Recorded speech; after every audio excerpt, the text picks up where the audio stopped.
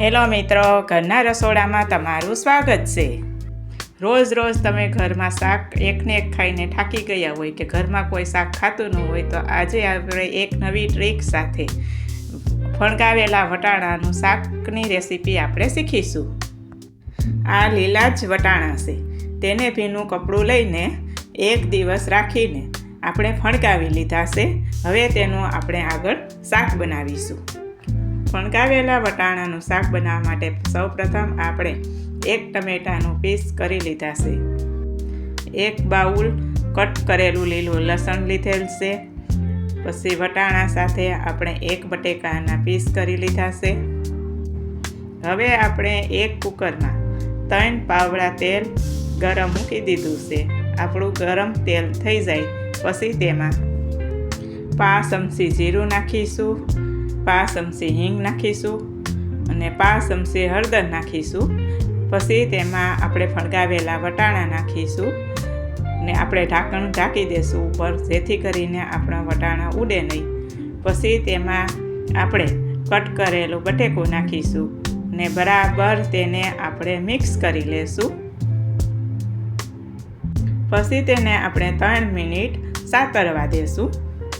હવે આપણે તેને મિક્સ કરીશું ને પછી આપણે તેમાં કટ કરેલા એક ટમેટું લેશું, તેમાં નાખીશું ને તેને બરાબર આપણે મિક્સ કરી લેશું।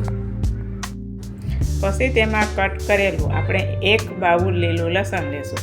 આપણે આમાં લીલું લસણ વધારે લેવાનું છે કે તેથી આપણું શાક એકદમ ટેસ્ટી બને। પછી તેને આપણે બરાબર મિક્સ કરી લેશું। પછી 5 મિનિટ સતરાઈ જાય પછી તેમાં આપણે સ્વાદ પ્રમાણે તેમાં આપણે મીઠું નાખીશું। પછી આપણે તેમાં 3 ચમચી લાલ મરચું નાખીશું। પછી તેમાં આપણે 2 ચમચી ધાણા જીરું પાવડર નાખીશું। પછી તેને આપણે બરાબર મિક્સ કરી લેશું। આપણે એવી રીતને મિક્સ કરવાનું છે કે આપણે મીઠું, ચટણી ને જીરું બરાબર એકદમ મિક્સ થઈ જાય ત્યાં સુધી આપણે હલાવવાનું છે। પછી તેને આપણે 2 થી 3 મિનિટ સુધી તેને સાતળવા દેશું। હવે આપણે આ સતરાઈ ગયું છે, તેમાં આપણે 1 ગ્લાસ આપણે પાણી નાખીને બરાબર મિક્સ કરી લેશું।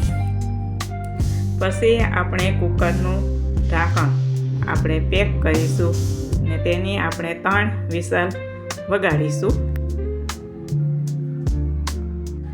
હવે આપણી 3 વિસલ થઈ ગઈ છે તો આપણે ઢાંકણ ખોલી લેશું અને આપણે બરાબર તેને મિક્સ કરી લેશું। તમે જોઈ શકો છો કે ફણગાવેલા વટાણાનું શાક બનીને મસ્ત તૈયાર થઈ ગયું છે। હવે તેમાં આપણે ધાણા નાખીશું। ધાણા નાખીને આપણે શાકને બરાબર મિક્સ કરી લેશું। પછી તેને આપણે એક બાઉલમાં કાઢીને ઉપરથી આપણે ધાણાનું ડેકોરેશન કરીશું। બની ગયું છે આપણે ફણગાવેલા વટાણાનું શાક। મિત્રો, તમને કેવી લાગી રેસીપી? જો તમને સારી લાગી હોય તો તમે ઘરે જરૂર ટ્રાય કરજો અને કોમેન્ટ બોક્સમાં જરૂર જણાવજો। લાઈક કરજો, સબસ્ક્રાઈબ કરજો અને વધુમાં વધુ શેર કરજો। ફરીથી મળીશું આગળ વિડીયોમાં। અમારો વિડીયો અંત સુધી જોવા બદલ તમારો આભાર।